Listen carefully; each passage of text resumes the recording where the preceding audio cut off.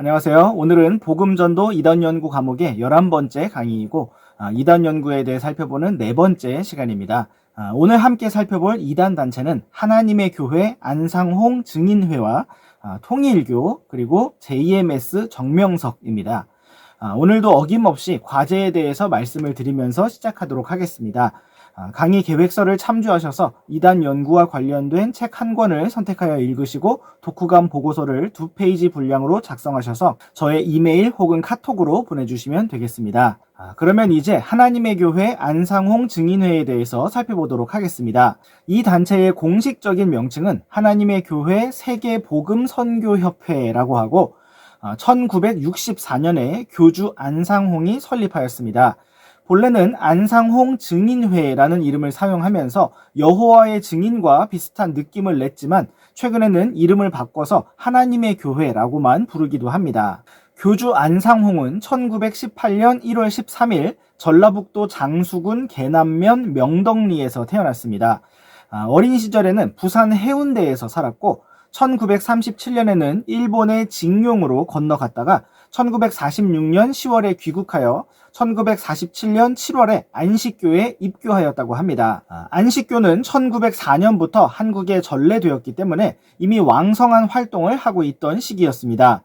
1948년 12월 16일에는 안식교의 한 분파 중 재림의 날짜를 정하는 시기파에 이명덕 목사에게 침례를 받았다고 합니다. 1953년부터 안상홍은 자신이 하늘의 계시를 받기 시작했다고 주장했고 1956년에는 10년 안에 예수 재림이 있을 것이라고 주장하는 안식교 목사의 설교에 반박하면서 초대교회의 진리가 바로 자기 자신을 통해서 회복될 것을 계시받았다고 강조했습니다. 1962년 3월 31일에는 안식교회로부터 시한부 종말 운동에 가담하는 시기파에 합류했다는 이유로 출교를 당했습니다. 안식교도 시한부 종말 운동을 했으면서 이단끼리도 서로 출교를 시키는 것을 볼 수가 있습니다. 그리고 그 후 2년 뒤인 1964년 4월 28일 부산 해운대에서 23명의 추종자들과 함께 하나님의 교회 예수 증인회를 창설하였습니다. 그러면서 그는 자기 자신을 육신을 입고 온 하나님, 보혜사 성령 등으로 가르치기 시작했습니다. 안상홍은 늘 흰옷을 즐겨 입고 예수님의 모습을 흉내내면서 해운대 빈민가에 쓰러져가는 오막살이에서 사는 것을 고집했다고 합니다. 이처럼 스스로를 하나님이라고 주장했던 안상홍은 1985년 2월 25일 67세의 나이로 부산의 한 식당에서 식사를 하다 뇌졸중으로 사망하게 되었습니다. 그러나 안상홍 증인의 지도자들은 신자들이 이탈할 것을 우려하여 교주 안상홍이 3년 뒤에 다시 살아날 것이라고 강조하였고 1988년 전국에 약 2,000명의 신자들이 흰옷을 입고 충남 연기곤 전의산에 모여 교주의 부활을 기다리다가 결국 불발되는 해프닝이 일어나기도 했습니다. 안상홍은 본 부인인 황원순 외에도 소위 영적 부인을 여럿 두었다고 알려져 있습니다. 첫 번째 영적 부인은 엄수인인데 그녀는 안상홍과의 관계가 문제되기 전에 미리 전 남편과 이혼하였고 1978년에 안상홍을 그리스도라고 주장한 사람이었습니다. 두 번째 영적 부인은 장길자인데 안상홍 생전에 그녀는 남편 김재훈과 이혼하고 안상홍과의 결혼사진을 찍어서 돌렸다고 합니다. 현재 하나님의 교회 세계 예수 복음 선교회는 장길자를 하나님의 신부, 하늘에서 내려온 새 예루살렘, 위에 있는 어머니라고 주장하고 있고 안상홍의 조카 사위로 알려진 김주철 씨가 총회장으로서 안상홍 증인회를 이끌고 있습니다. 안상홍 증인회는 그동안 가정 파괴, 이혼, 가출, 재산 헌납, 시한부 종말론 등으로 사회적 물의를 일으켜 그 실체에 관해 언론의 주목을 받았습니다. 최근에는 안상홍 증인회라는 이름을 감추고 하나님의 교회 세계 예수복음선교회라는 이름으로 바꾸어서 이미지를 탈바꿈하려고 시도하고 있습니다. 안상홍 증인회의 주요 교리 중 하나는 바로 교주 안상홍을 신격화하여 하나님으로 믿는다는 것입니다. 그들은 한국의 대부분의 이단들이 즐겨 사용하는 이사야서 46장 11절 말씀을 근거로 삼아 성경이 안상홍에 대해 예언하였다고 주장합니다. 내가 동쪽에서부터 굶주린 새를 부르되 곧 먼 나라에서부터 나의 계획을 집행할 사람을 부르리라. 참으로 내가 그것을 말하였으니 또한 그것을 이룰 것이요 내가 그것을 작정하였으니 또한 그것을 행하리라. 네, 개역 한글 성경에서는 동쪽이라는 단어를 동방이라고 번역하였는데 안상홍 증인회에서는 바로 이 동방이 동방 예의지국인 한국을 가리키며 나의 계획을 집행할 사람이 바로 안상홍이라고 주장합니다.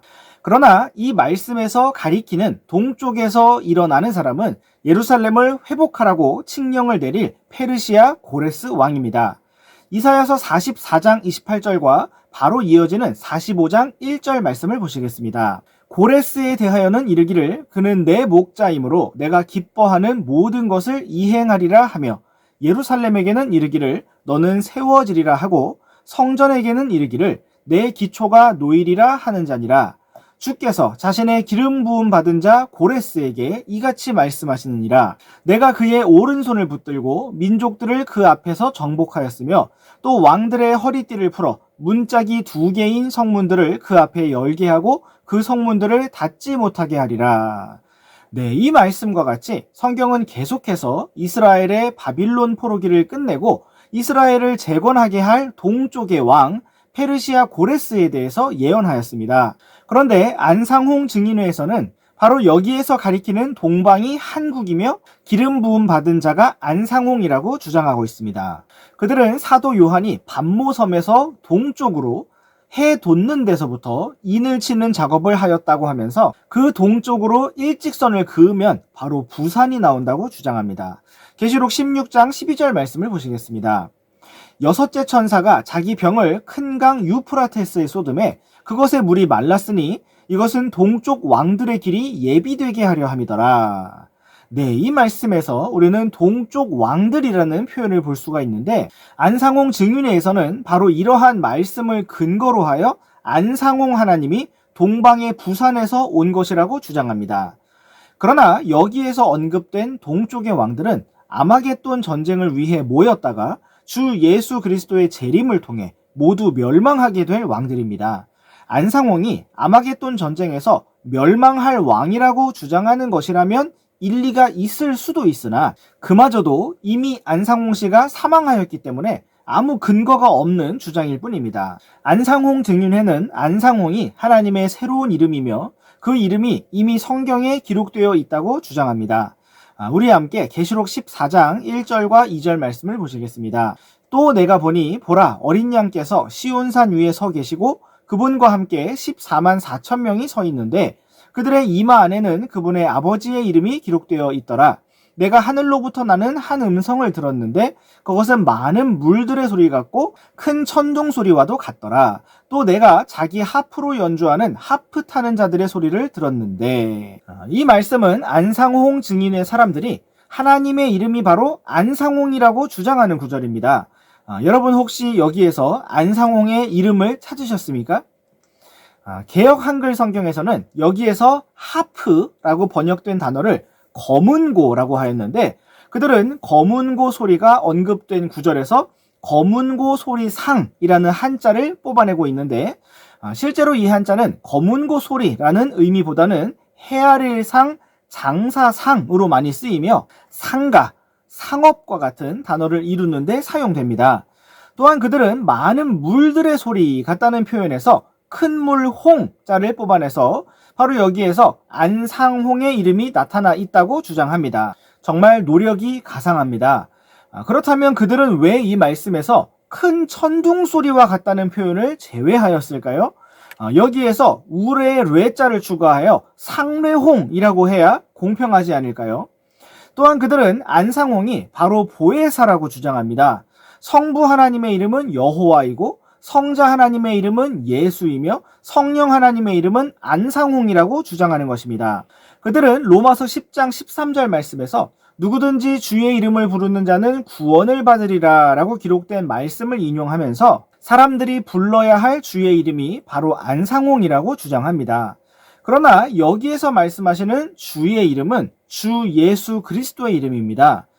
몇 구절만 위로 올라가서 봐도 로마서 10장 9절 말씀에서 내가 만일 내 입으로 주 예수님을 시인하고 하나님께서 그분을 죽은 자들로부터 일으키신 것을 내 마음속으로 믿으면 구원을 받으리니 라고 기록하고 있기 때문입니다. 또한 안상홍 증인에는 공생의 40년 교리라는 것을 주장하는데, 마치 다윗이 이스라엘을 40년간 통치했던 것처럼 메시아도 40년간 활동해야 한다는 것입니다. 그들은 예수님께서 공생애를 3년 반 동안만 사시고 떠나셨기 때문에 그들의 교주 안상홍이 30세에 침례를 받고 67세에 죽었으니 나머지 37년을 채워서 메시아 40년 활동 기간을 완성한 것이라고 주장합니다. 그러나 이후에 밝혀진 것은 이러한 교리를 만들기 위해서 안상홍이 침례받은 연도를 수정하였다는 사실입니다. 또한 그들은 안상홍을 멜기세덱이라고 주장합니다. 자신의 신분을 감추고 접근하는 안상홍 증인의 사람들은 신학교를 어디 나왔느냐라고 물어보면 멜기세덱 성서교육원에서 나왔다고 하는데, 그것은 바로 자신들이 안상홍 증인이라는 사실을 숨기려고 하는 것입니다. 그들은 성경에서 예수님, 여호수아, 성령, 보혜사가 나오면 안상홍과 연결시키고 또 멜기세덱과도 연결시킵니다. 그리고 성전, 예루살렘, 어머니가 나오면 장기일자와 연결시킵니다. 히브리서 7장 3절 말씀에서는 그는 아버지도 없고 어머니도 없고 혈통도 없고 날들의 시작도 없고 생명의 끝도 없으며 오히려 하나님의 아들과 같이 되어 계속해서 제사장으로 있느니라 라고 기록하고 있는데, 안상홍 증인에는 안상홍이 바로 이 멜기세덱으로서 영원한 존재라고 주장합니다. 또한 창세기 14장 18절 말씀에서는 살렘 왕 멜기세덱은 빵과 포도즙을 가지고 나왔는데 그는 지극히 높으신 하나님의 제사장이었더라 라고 기록하고 있는데, 여기에서 멜기세덱이 빵과 포도즙을 가지고 왔기 때문에 안상홍이 멜기세덱으로서 유월절을 회복시킨 구원자라고 주장하고 있습니다. 안상홍이 죽은 뒤에 안상홍 증인회를 계속 주도해 나간 사람은 바로 어머니 하나님이라고 불리는 장기일자입니다. 그들이 근거로 사용하는 성경 구절들을 한번 살펴보도록 하겠습니다. 먼저 계시록 21장 9절 말씀입니다. 마지막 7재앙을 가득 담은 7병을 가진 7천사 중 하나가 내게 와서 나와 이야기하며 이르되 이리 오라, 내가 신부 곧 어린 양의 아내를 내게 보여주리라 하고는. 네, 이 말씀은 새 예루살렘을 소개하면서 그것을 신부 곧 어린 양의 아내라고 부르는 것을 기록하고 있습니다. 또한 계시록 22장 17절 말씀에서는 성령과 신부가 말씀하시기를 오라 하시는도다. 듣는 자도 오라 할 것이요 목마른 자도 올 것이며 누구든지 원하는 자는 값없이 생명수를 취할지어다 라고 말씀하고 있습니다. 여기에서 사람들을 초청하는 존재가 바로 안상홍과 장기일자라고 그들은 주장하고 있습니다. 갈라디아서 4장 26절 말씀도 보시겠습니다. 그러나 위에 있는 예루살렘은 자유로우며 우리 모두의 어머니라. 네, 이 말씀은 자유로운 자였던 사라와 종이었던 하가를 비교하면서 복음과 율법의 관계를 설명해주고 있습니다. 율법으로 대표되는 시내산과 믿음과 은혜를 가리키는 하늘의 예루살렘을 비교하면서 우리가 바로 약속의 자녀들이요 믿음의 자녀들이라는 것을 설명하고 있습니다. 그러나 안상홍 증인회는 이러한 모든 말씀을 장기일자 할머니를 가리키는 말씀이라고 주장합니다. 세상에 많고 많은 어머니와 할머니 중에서 왜 굳이 장기일자 할머니일까요? 그 이유는 바로 안상홍이 생전에 그녀를 하나님의 신부로 지명했기 때문입니다. 안상홍이 어느 날 야생마가 자신 앞에서 진정되는 꿈을 꾸고 깨어보니 그 옆에 장기일자가 있었다고 합니다. 그래서 그는 장기일자를 자신의 신부로 삼았고 하늘에서 내려온 예루살렘이라고 주장했습니다. 하나님을 가리키는 히브리어 단어가 엘로힘인데 이것은 복수 형태의 단어이기 때문에 하나님께서 처음에 자신의 형상대로 아담과 이브를 창조하신 것처럼 하나님도 안상홍과 장기일자라고 주장하였습니다. 참 이것저것 알차게 잘 끼워 맞춘다는 생각이 듭니다. 다음으로 살펴볼 안상홍 증인회의 교리는 바로 안식일과 이스라엘의 절기를 구원의 조건으로 제시하는 것입니다.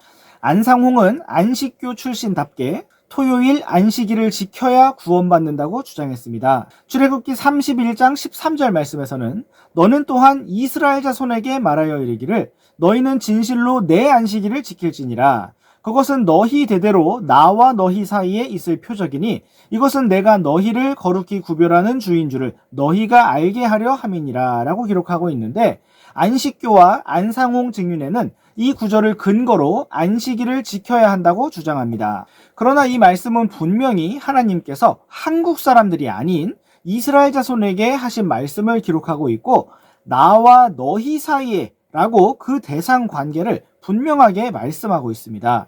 또한 에스겔서 20장 20절 말씀에서는 내 안식일을 거룩하게 하라. 안식일이 나와 너희 사이에 표적이 되리니 이것은 내가 주 너희 하나님인 줄 너희가 알게 하려 함이니라 하였노라 라고 기록하고 있는데, 여기에서도 성경은 분명히 나와 너희 사이에 표적이라고 기록하면서 이것이 하나님과 이스라엘 민족 사이에서 일어난 일이라는 것을 말씀하고 있습니다. 그들은 마태복음 12장 8절 말씀에서 이는 사람의 아들이 바로 안식일의 주이기 때문이라 하시니라 라고 기록하면서 예수님께서 직접 자신을 안식일의 주라고 말씀하셨기 때문에 이스라엘 백성만이 아니라 모든 사람이 안식일을 지켜야 한다고 주장하고 있습니다. 그들이 정말 이렇게 예수님의 말씀을 잘 듣는다면 어찌하여 요한복음 14장 6절의 말씀은 듣지 않는 것일까요? 예수님께서 그에게 이르시되 내가 곧 길이요 진리요 생명이니 나를 통하지 않고서는 아무도 아버지께 오지 못하느니라 라고 분명하게 말씀하셨는데, 어찌하여 그들은 예수님이 아닌 안상홍을 통해서, 장기일자를 통해서, 안식일을 통해서 구원을 받을 수가 있다고 생각할까요? 참으로 안타깝습니다. 또한 우리가 다른 강의에서도 살펴본 적이 있지만 골로새서 말씀은 이렇게 분명하게 십자가의 승리를 기록하고 있습니다. 골로새서 2장 14절에서 17절 말씀을 보시겠습니다. 우리를 대적하고 우리를 반대하던 것, 즉 손으로 규례들을 기록한 것을 지우시고 그것을 길에서 치우사 그분의 십자가에 못 박으셨으며 권력들과 권능들을 망하게 하사 십자가 안에서 그들을 이기시고 공개적으로 그들을 구경거리로 삼으셨느니라. 그러므로 아무도 먹는 것이나 마시는 것이나 또는 거룩한 날이나 월삭이나 안식일 문제로 너희를 판단하지 못하게 하라. 그것들은 다가올 것들의 그림자이나 몸은 그리스도께 속해 있느니라. 아멘.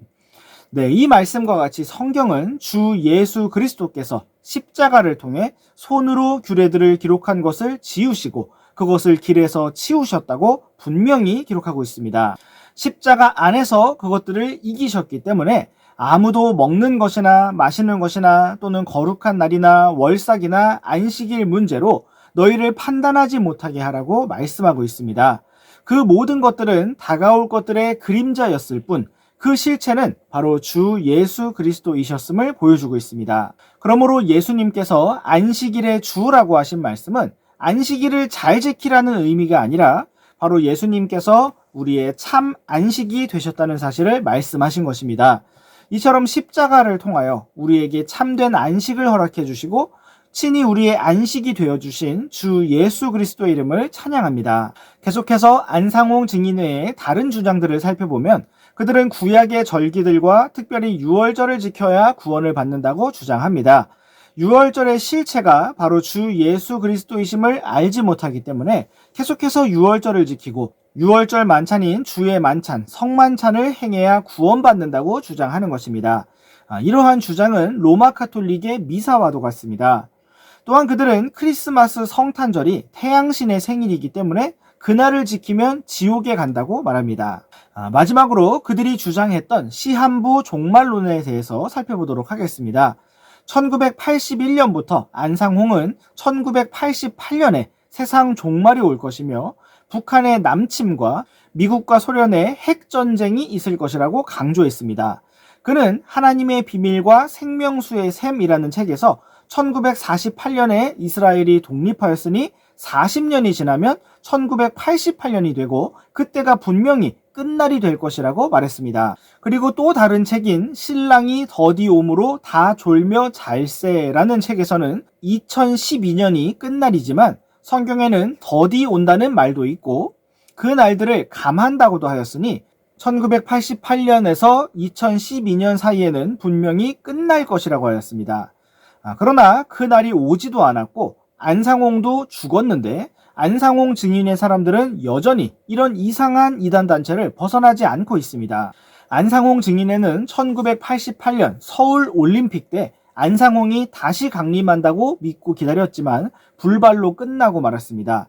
그들은 이후에 종말의 날을 2000년, 2012년, 2015년으로 변경해 오면서 그때마다 불발로 끝이 났지만 참 이상하고 신기하게도 그때마다 새롭게 교회 건물을 매입하고 계속해서 교세를 확장하고 있습니다.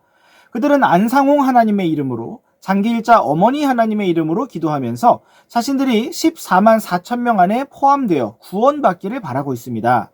현재 안상홍 증인의 사람들이 얼마나 되는지 공식적인 숫자는 발표되지 않았지만 약 30만 명에 이를 것이라는 계산이 제시되고 있습니다. 주님께서 이러한 사람들에게 진리의 빛을 비춰주셔서 이들이 주 예수 그리스도의 복음을 깨닫고 구원받게 되기를 간절히 원합니다. 다음으로 살펴볼 이단 단체는 바로 통일교입니다. 통일교의 교주 문선명은 1920년 1월 6일 평북 정주군 덕인면 상상리 2221번지에서 장로교인 문경유와 김경계 사이에서 이남 6녀 중 둘째 아들로 태어났습니다. 본명은 문용명이었습니다. 형제들이 정신병으로 죽거나 잘못되어서 기독교에 입교했다고 알려져 있습니다.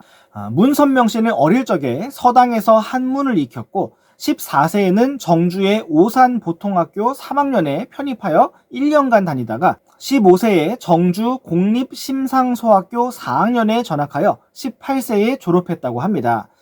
그 후 상경하여 영등포 흑석동에 일본인이 세운 경성상공실무학교 3기생으로 졸업했고 일제 때 강본 용명으로 창시 개명했던 그는 일본에 건너가 와세다 대학 전기공학과를 졸업했다고 주장하나 사실 여부는 확실치 않다고 합니다. 1945년 4월 28일에는 최선길이라는 여인과 결혼해 큰아들 성진을 낳았고 1957년에 이혼했습니다. 1960년 3월 1일에는 넷째 부인인 한 학자와 어린 양의 혼인잔치를 열어 결혼식을 올린 뒤 1961년 12월 20일에 혼인신고를 했다고 합니다. 당시 한 학자는 신령파 집단인 북중교회 신도이자 문선명을 추종하던 홍순애 씨의 딸로서 당시 41세의 문선명과 결혼할 때 한 학자는 18세의 성정여고 학생이었다고 합니다. 문선명 씨는 한 학자를 통해 8남 6녀의 자녀를 얻었다고 합니다. 문선명은 초등학교 4학년 때인 1936년 4월 17일 부활절 아침에 기도하던 중 예수님이 나타나 인류 구원 사업의 소명이요 공식 하명이라는 메시아 사명을 맡겼다고 주장하였습니다. 그가 몇 차례 거절했지만 예수님은 그대가 아니고서는 이 중대한 책임을 감당할 사람이 없다라고 거듭 당부하여 큰 사명을 맡겼다고 주장하였습니다. 1945년경에는 경기도 파주에 있는 자칭 한국의 구세주 김백문의 이스라엘 수도원에서 약 4개월간 기독교의 근본 원리와 성신신학을 배웠습니다. 김백문은 그를 솔로몬 왕과 같은 사명을 받은 사람이라는 계시를 받았다고 주장했습니다. 문선명이 하늘로부터 계시를 받아서 기록했다고 하는 원리 강론, 원제목 새 진리 원리 해설이라는 책은 사실 김백문을 통해서 배운 것이라고 합니다.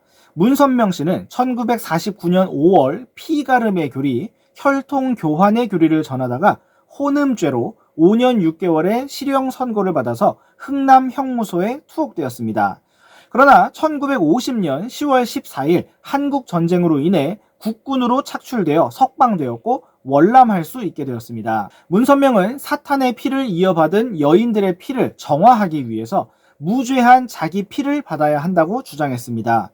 바로 이 시기에 문선명은 자신의 이름을 해와 달처럼 선명하게 빛난다라는 의미로 선명이라고 바꾸었습니다. 1954년 5월 1일부터는 성동구 무학동에서 세계통일교 신령협회라는 간판을 걸고 적극적으로 포교 활동을 하기 시작했습니다. 1955년 10월 7일에는 현재의 통일교 본부인 용산구 청파동 1가 71번지에 자리를 잡고 계속해서 교세 확장을 시도하였습니다. 문선명은 1950년대 말부터 군납 사업을 통해 돈을 벌었고 1976년에는 공기소총 공장, 인삼차, 기계류, 페인트 생산 업체를 통해 기업가로서도 수완을 발휘했다고 합니다. 1963년에는 리틀 엔젤스 무용단을 창단하여 문화 포교를 시도하였고 1968년에는 국제승공연합을 조직하여 반공운동을 또 다른 포교수단으로 삼았습니다. 1977년에는 뉴스월드를 창단하고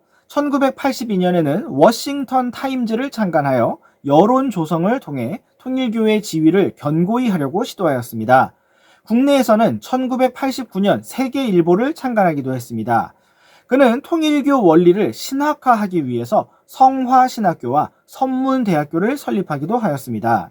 통일교, 즉 세계통일교 신령협회는 1997년 자신들의 명칭을 세계평화통일가정연합으로 바꾸고 타락한 피를 참부모의 피인 문선명의 피로 바꾸어주는 의식인 합동 축복 결혼식을 거행하고 있습니다. 1996년부터는 스포츠에도 눈을 돌려 막강한 자금력을 동원하여 성남 1화 축구팀을 만들었고 국제대회인 피스컵을 개최하기도 했습니다. 2003년에는 대권에도 뛰어들기 위해서 가정당을 만들어 정치 세력화를 시도하기도 했습니다. 현재 통일교 신도수는 한국에서만 약 120만 명 내외로 추정되고 있고 전 세계적으로는 250만 명 가까이 추정되고 있습니다. 최근에 통일교는 신청평대교 건너편 경기도 가평군 설악면 송산리를 통일교의 성지로 정하고 하늘왕래궁전이라는 의미의 천정궁 등의 각종 시설물들을 건축하여 적극적인 포교 활동을 준비하고 있습니다. 통일교의 가르침을 살펴보면 통일교는 성경이 그 자체가 진리가 아니고 진리를 가르치는 교과서에 불과하다고 주장합니다. 통일교의 교리서인 원리강론은 성경을 새롭게 해석한 것이고 구약시대와 신약시대를 넘어선 완성기의 성약시대, 즉 문선명의 출생 이후를 살아가는 현대인들에게 가장 알맞는 말씀이라고 주장합니다. 예수님의 십자가는 육적인 구원만을 이루었지만 문선명은 영적 구원을 이루기 위해 다시 오신 재림 예수라고 주장합니다. 통일교는 원래 삼위일체가 하나님, 아담, 하와의 삼위일체였지만 하와의 타락으로 인해서 하나님, 예수님, 성령님의 삼위일체가 되었다고 주장합니다. 여호와 하나님은 창조 이상을 달성하지 못한 실패자이며 복귀 역사를 이루는 문선명이 재창조주라고 주장합니다. 결국 문선명은 자신을 참 하나님이고 부인 한학자는 참 어머니이며 두 사람이 참 부모라고 주장하면서 자신들을 신격화하였습니다. 통일교는 예수님은 하나님이 아니고 원죄는 없지만 우리와 같은 피조물이요 성령 잉태가 아니라 하와의 타락으로 태어난 사생아에 불과하며 선의 자녀를 낳지 못하고 십자가에서 죽은 실패자에 불과하다고 가르칩니다. 정면으로 신성모독을 하고 있는 것입니다. 또한 통일교는 영지주의의 가르침을 일부 흡수하여 예수님은 부활한 것이 아니라 계속해서 영이었다고 주장합니다. 통일교는 결국 선의 자녀를 낳아줄 제3의 아담인 재림주 문선명이 와야만 했다고 가르칩니다. 문선명은 자신이 60억 인구를 구원하기 위해 이 땅에 보내졌다고 말했고 황제들, 왕들, 대통령들이 하늘과 땅에 대고 문선명 목사는 구세주의자 메시아이며 부활한 그리스도라고 선언했다라고도 주장했습니다. 자신이 영계에서 예수, 모세, 모하메드와 죽은 대통령들을 만났으며 마르크스, 레닌, 히틀러, 스탈린 같은 이들이 나의 가르침을 통해 새로 태어났다라고 주장했습니다. 또한 통일교는 성령님에 대하여 아담과 하와가 선의 자녀를 낳을 수 없게 되었기 때문에 이 땅에 직접 나타나서 재림 예수의 신부가 된 한학자이며 인류의 참 어머니라고 주장합니다. 한학자는 참 어머니요 우주의 어머니이며 그녀가 낳은 두 아이들 딸 예진과 아들 효진은 최초의 죄 없는 자녀들이라고 강조하였습니다. 정말 말도 안 되는 주장들을 이렇게 늘어놓았는데 어찌 그리 많은 사람들이 이런 사상을 믿고 따랐는지 알 수가 없습니다. 또한 통일교는 선악과 이야기는 상징이거나 비유에 불과하며 타락이란 타락한 천사인 뱀과 하와가 성적인 관계를 맺은 결과이고 그렇게 타락한 하와와 동침한 아담의 후손들은 피가 더러워진 것이라고 가르칩니다. 따라서 사탄의 혈통을 받은 인류는 새로운 부모인 문선명과 한학자의 혈통을 통하지 않고서는 절대로 구원 섭리가 이루어질 수가 없다고 강조합니다. 통일교에서 가르치는 구원론을 보면 행위에 의한 구원을 의미하는 금식, 기금 조성, 새 교인의 모집 등을 통해서 죗값을 배상해야 한다고 가르치고 있습니다. 그리고 재림예수 문선명의 선한 피를 받아야 한다고 강조합니다. 이러한 피가름의 교리는 정말 더럽고 가증스러운 행위를 주장하고 있는데, 바로 문선명과의 성관계를 통해 피가름을 한 아내가 다시 자신의 남편과 성관계를 맺어 그 가정이 구원을 받는다고 주장한 것입니다. 문선명의 첫 번째 아내였던 최선길 씨는 이러한 사실을 처음 알았을 때 문선명과 음행을 저질렀던 여자 교인들을 폭행하였고, 남편 문선명 역시 폭행하였다고 합니다. 문선명은 자기 부인을 피해서 여기저기 도망을 다니는 기간을 한동안 보냈습니다. 이후에 한 학자와 결혼한 이후에도 이 교리를 유지하였는데, 교인들의 수가 점점 많아지고 세상 사람들의 여론이 부담되었던 그는 이후에 합동 결혼식이라는 행사를 통해서 피가름 의식을 대체하는 것으로 하였습니다. 합동 결혼식에서는 함께 모인 많은 쌍의 예비 신랑 신부가 성주 의식을 행하게 되는데, 여기에는 포도주에 21가지의 과일즙과 포도주를 넣고 문선명 씨의 정액을 넣어서 마시게 했다고 합니다. 그 포도주는 성만찬을 의미하며 문선명 교주의 살과 피를 상징한다고 했습니다. 이것을 행해야만 구원을 받는다는 정말 더럽고 괴상한 구원 교리를 만들어낸 것입니다. 어찌 사람들이 이런 것을 믿을 수가 있을까 상상하기가 어렵지만 전 세계적으로 정말 많은 사람들이 이 교리를 따랐습니다. 통일교 회원이 되는 방법은 먼저 원리 강론을 3회 읽고 7일간 단식을 해야 하며 40일간 개척 포교 활동을 통해 3인 이상을 가입시키고 탕감금이라고 하는 속죄돈 1200만 원을 바쳐야 한다고 합니다. 전에 통일교 지도자였다가 정통교회로 돌아왔다고 하는 박준철 목사에 따르면 문선명에게 바쳐야 하는 헌금들은 탕감비 1200만 원, 교주의 참자녀가 되는 합동 결혼식 이후에 총 생축 헌금 2100만 원, 구국 헌금 1000만 원, 지옥에 간 조상을 천국 보내는 헌금 3300만 원, 매월 10분의 3조 헌금, 매월 문선명 나라 건국 헌금 17만 원, 8대 명절 헌금 등이 있다고 합니다. 이렇게 돈을 많이 빼앗아 가는데, 그리고 온갖 더러운 짓을 행하는데 그렇게 많은 사람들이 이러한 이단 단체 안에서 나오지 못하고 있습니다. 통일교는 재림주가 육적 구원의 완성을 위해 다시 육신으로 재림하는데 바로 한국으로 오시고 그가 곧 문선명이라고 가르칩니다. 또한 종말이란 세상의 끝이 아니라 심판 없이 세상에서 지상 천국이 완성됨을 의미한다고 주장합니다. 통일교와 관련된 업체들을 찾아보면 굉장히 많은데, 어떤 분들은 불매 운동을 해야 한다고 말씀하시기도 하지만 그것들을 다 구별해낼 수 없을 정도로 많이 있습니다. 학교 중에는 선문대학, 선화예고, 선화여중, 통일신학교 등 16개 정도의 학교가 있고, 언론 관련 단체로는 세계일보사, 워싱턴타임즈, 종교신문사, 신명출판사 등 역시 16개 정도가 있습니다. 식품 관련해서는 일화기업에서 나오는 맥콜, 삼정톤, 진생업 우황청심환 등이 있고, 삭삭가름배, 축배사이다, 레스비, 초록매실 등이 있습니다. 불매운동에 대해서는 각 사람이 마음에서 결정한 대로 하면 될 것이고, 이것을 강요할 수는 없을 것입니다. 모든 나쁜 단체들의 물품을 불매하려면 최종적으로 우리가 모든 것을 직접 생산해서 자급자족해야만 할 것입니다. 우리가 자동차에 기름을 주유하는데 대부분의 기름의 원산지는 이슬람 국가들입니다. 그렇다면 우리가 이슬람을 반대하기 위해서 기름을 불매해야 할 것인데, 그렇게 하려면 그 기름을 사용하는 버스나 택시도 타지 말아야 할 것이고, 그러한 기름을 사용해서 제품을 생산하는 공장의 제품도 전부 불매해야 할 것입니다. 중요한 것은 우리가 이 세상 기업들을 조사해서 이단 단체와 연관된 제품들을 불매 운동하는 것보다 복음의 진리를 더 많은 사람들에게 선포하는 것이라고 할 수 있습니다. 2012년 9월 3일 교주 문선명이 사망하였지만 통일교는 오늘날에도 여전히 교세를 유지하고 있습니다. 문선명의 아내인 한 학자는 정치자금법 위반 등의 혐의로 구속되었으나 건강상의 이유로 구속을 집행정지하고 병원에서 치료를 받고 있다고 합니다. 지금 이 시간에도 여기에 속하여 헛된 구원의 길을 붙들고 있는 모든 분들에게 주님께서 진리의 빛을 비춰주시기를 원합니다. 이제 마지막으로 JMS 정명석에 대해 살펴보도록 하겠습니다. JMS라는 명칭으로 널리 알려진 정명석 씨는 통일교 출신의 새로운 교주입니다. 그는 JMS의 약자를 Jesus, 예수님, 그리고 메시아, 그리고 Savior, 구원자라고 주장하였습니다.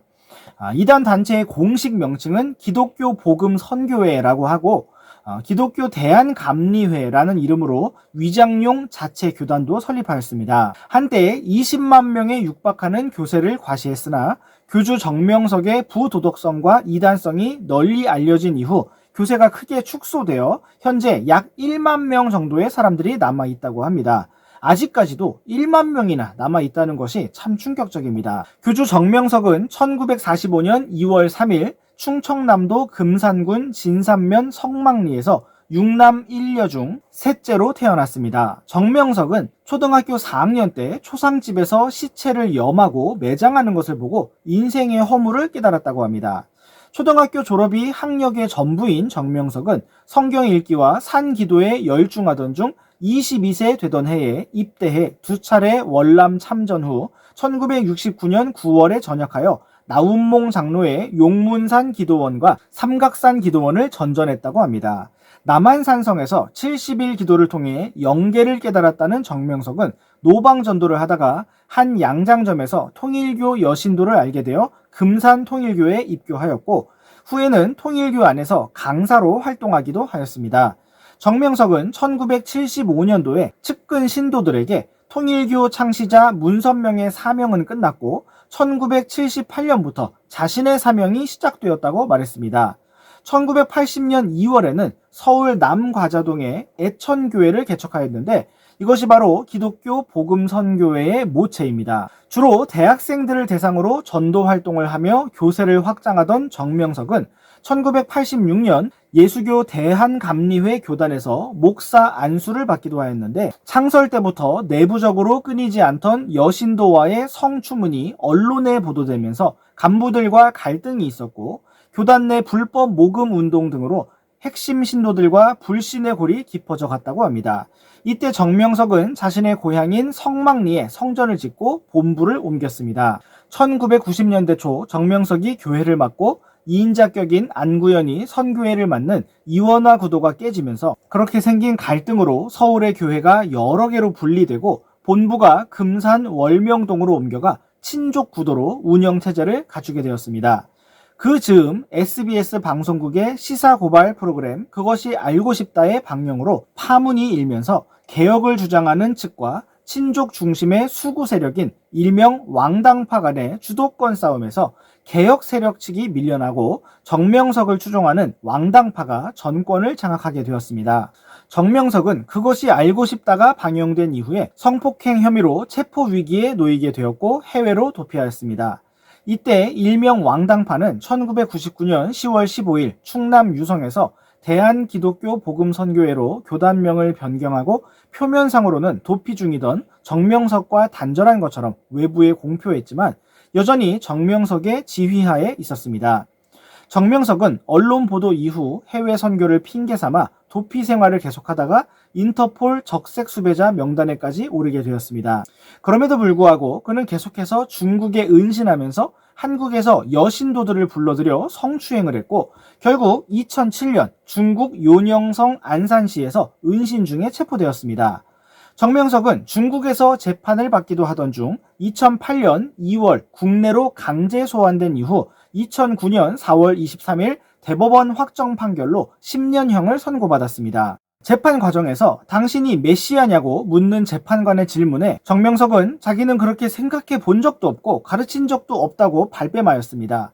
이 모습을 보았던 많은 JMS 신도가 충격에 빠졌고 많은 사람들이 이탈하게 되었습니다. 정명석은 2018년 출소 후에 또다시 여신도들을 성폭행한 혐의로 2022년에 다시 구속 수감되었고 징역 17년형을 확정받게 되었습니다. 정명석은 30개론이라고 불리는 주요 교리를 가르쳤습니다. 그는 예수님께서 입신을 통해 직접 자기에게 가르쳐 주신 것이라고 주장했지만 그 내용은 통일교의 원리 강론을 표절하고 약간의 수정을 가한 것으로 여겨지고 있습니다. 교리의 내용을 빠르게 훑어보면 아래와 같습니다. 입문 5과목, 성경을 보는 관, 태양아 멈추어라, 엘리야와 까마귀 밥, 7단계 법칙 3분설, 또한 초급 7과목, 비유론, 불의 개념, 말세론, 무지 속의 상극세계, 홍수심판, 이단의 개념, 예정론, 다음으로 중급 8과목, 중심인물론, 부활론, 사단론, 가인의 성격, 영계론, 계시론, 메시아 자격론, 지상천국론, 마지막으로 고급 10과목, 엘리야와 예수님의 재림 승천 실상 비교, 예수님과 세례 요한의 관계 사명, 유대교와 기독교의 교리 비교, 두 감람나무와 두 증인, 한때 두때 반때, 창조 목적, 타락론, 구원론, 재림론, 역사, 이렇게 이와 같은 구성으로 되어 있습니다. 위에 30가지 과목의 결론은 바로 정명석을 메시아로 고백하도록 만드는 것입니다. 입문 과정에서는 의문을 가지고 흥미를 끌만한 내용들에 대해 그럴듯한 해석을 해주어 마음을 열게 하고, 계속적인 공부 과정에서 자기들의 이론과 교리를 주입하는 방식으로 진행됩니다. 그리고 마지막 고급 과정에 이르러서는 정명석을 메시아로 믿도록 집중 교육을 시킨다고 합니다. 21단계인 엘리야와 예수님의 재림 승천 실상 비교에서는 다음과 같은 도식으로 가르친다고 합니다. 엘리야가 승천했다가 재림해서 세례 요한에게 영이 강림했다. 그리고 예수님이 승천 재림하셔서 JMS에게 영이 강림했다. 주의 날이 도적같이 오리니 라는 것은 예수님의 영 강림의 날이다. 이런 식으로 정명석이 바로 메시아 재림 예수다 라는 것을 가르치는 것입니다. 또한 JMS는 인간의 타락에 대해서 통일교와 똑같이 하와가 타락한 천사 루시퍼와 간음을 하여 성적으로 더러워진 것이라고 가르치고, 교주와 성관계를 통해 씻어야 한다고 가르쳤으며, 결국 앞서 살펴본 내용처럼 정명석 씨는 감옥에 수감되어 있습니다. JMS는 재림이라는 개념을 살아있는 사람에게 영이 강림하는 것이라고 가르치는데, 이것은 과거에 무당들이 접신을 하는 개념과 일치하는 것이라고 할 수 있습니다. 그러나 성경에서 보여주시는 예수님의 재림은 제자들이 눈으로 보는 앞에서 하늘로 올라가신 것처럼 그렇게 눈으로 볼 수 있는 방식으로 이 땅에 내려오시는 물질적이고 물리적인 부활의 몸을 입고 내려오시는 재림입니다. 우리 함께 마태복음 24장 3절에서 5절 말씀을 보시겠습니다. 그분께서 올리브산에 앉아 계실 때에 제자들이 은밀히 그분께 와서 이르기를, 우리에게 말씀해 주소서, 어느 때에 이런 일들이 있으리이까? 또 주께서 오시는 것의 표적과 세상 끝의 표적이 무엇이리이까 하니, 예수님께서 그들에게 대답하여 이르시되, 아무도 너희를 속이지 못하도록 주의하라. 많은 사람이 내 이름으로 와서 이르기를 내가 그리스도라 하며 많은 사람을 속이리라. 네, 예수님께서는 주께서 오시는 재림의 표적과 세상 끝의 표적에 대해서 묻는 제자들의 질문에 이렇게 대답해 주셨습니다. 그 대답의 시작은 바로 아무도 너희를 속이지 못하도록 주의하라는 말씀이었고, 많은 사람이 내 이름으로 와서 내가 그리스도라 하며 많은 사람을 속이리라는 경고의 말씀이었습니다. 우리나라에만 자기가 재림 예수라고 말하는 사람들이 얼마나 많은지, 그리고 그러한 사기꾼들을 따라가는 사람들이 얼마나 많은지 너무나 이상하고 놀랍고 신기합니다. 그러나 우리는 이러한 현상 역시 주님께서 다시 오시는 때가 참으로 가깝다는 표시이자 표적이라는 것을 잘 알 수가 있습니다. 또한 우리 함께 계속해서 이어지는 27절 말씀도 보시겠습니다. 번개가 동쪽에서 나서 서쪽까지 번쩍이는 것 같이 사람의 아들이 오는 것도 그러하리라. 네, 이 말씀은 주 예수님께서 오시는 것이 꼭 번개가 번쩍이는 것과 같을 것이라는 사실을 보여주고 있는데, 그것은 그와 같이 빠르게 오실 것이라는 의미가 되기도 하고, 하늘이 번쩍이는 것처럼 사람들에게 공개적으로 보이게 될 것이라는 의미가 되기도 합니다. 계속 이어지는 29절에서 31절 말씀도 보시겠습니다. 그 날들의 환난 뒤에 즉시 해가 어두워지고 달이 자기 빛을 내지 아니하며 별들이 하늘에서 떨어지고 하늘들의 권능들이 흔들릴 것이며, 그때에 사람의 아들의 표적이 하늘에 나타나겠고, 그때에 땅의 모든 지파들이 애곡하며 사람의 아들이 권능과 큰 영광을 가지고 하늘의 구름들 가운데서 오는 것을 보리라. 그가 큰 나팔 소리와 함께 자기 천사들을 보낼 터인데, 그들이 그의 선택받은 자들을 하늘 이 끝에서 저 끝까지 사방에서 함께 모으리라. 네, 이 말씀과 같이 재림의 날은 숨길 수가 없는 날입니다. 대환란의 기간이 끝난 뒤에 즉시 해가 어두워지고 달이 자기 빛을 내지 아니하며 별들이 하늘에서 떨어지고 하늘의 권능들이 흔들릴 것이기 때문입니다. 이러한 우주의 대격변 현상은 천체 망원경을 가진 과학자들만 관측할 수 있는 것이 아니라 누구든지 눈을 들어 하늘을 보면 알 수가 있는 것들입니다. 그러므로 이러한 재림의 상황은 모두가 인지하고 알 수 있는 공개적인 상황이라는 것입니다. 30절 말씀에서는 바로 그때 사람의 아들의 표적이 하늘에 나타나겠고 땅의 모든 지파들이 애곡하며 사람의 아들이 권능과 큰 영광을 가지고 하늘의 구름들 가운데서 오는 것을 볼 것이라고 말씀하고 있습니다. 모두가 그것을 볼 것이라고 예수님께서 친히 말씀하셨습니다. 그리고 그때 31절 말씀처럼 큰 나팔 소리가 들릴 것이고 천사들이 선택받은 자들을 하늘 이 끝에서 저 끝까지 모으는 일이 있을 것이라고 말씀하고 있습니다. 사람들이 이러한 주 예수님의 말씀을 말씀하신 그대로 믿고 받아들인다면 더 이상 재림에 대해서 오해하거나 속지 않을 것이지만 사람들은 스스로 성경을 읽고 믿음을 세우기보다는 다른 사람들의 그럴싸한 말에 귀를 기울이기 때문에 계속해서 미혹을 당하고 속임을 당하게 되는 것입니다. 계속해서 아래에 이어지는 36절 말씀도 보시겠습니다. 그러나 그 날과 그 시각은 결코 아무도 알지 못하나니 하늘의 천사들도 알지 못하고 오직 내 아버지께서만 아시느니라. 아멘. 네, 예수님께서는 친히 재림의 날과 시각은 결코 아무도 알지 못한다고 말씀하셨습니다. 하늘의 천사들도 알지 못하고 오직 하나님 아버지께서만 아신다고 말씀하셨습니다. 그러므로 누군가가 재림의 날이 언제라고 주장한다면 그것은 100% 가짜이고 사기입니다. 이제 오늘의 마지막 말씀으로 마태복음 24장 44절 말씀을 보시겠습니다. 그러므로 너희도 준비하고 있으라. 너희가 생각하지 않는 시각에 사람의 아들이 오느니라. 아멘. 네, 예수님께서는 재림의 때와 세상 끝의 때에 대해 질문하였던 제자들에게 그리고 오늘 하나님의 말씀을 읽고 배우는 우리에게 이와 같은 말씀을 주셨습니다.